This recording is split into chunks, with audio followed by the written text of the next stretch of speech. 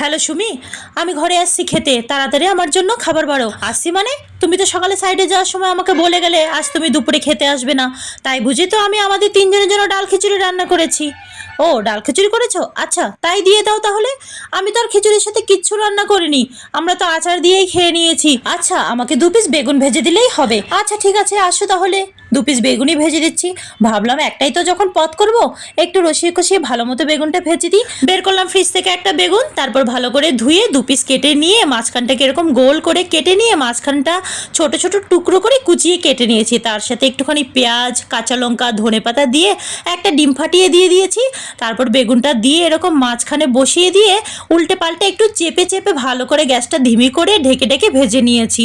কর্তার সামনে দেওয়ার পর কর্তা তো বললো, বাহ, এরকম বেগুন ভাজা তো আমি কখনো খাইনি, খেতে তো বেশ টেস্টি হয়েছে। তো চলো আজকে টাটা, ভালো লাগলে সাবস্ক্রাইব করে সাথে থেকো, আবার কালকে তোমাদের সাথে দেখা হবে।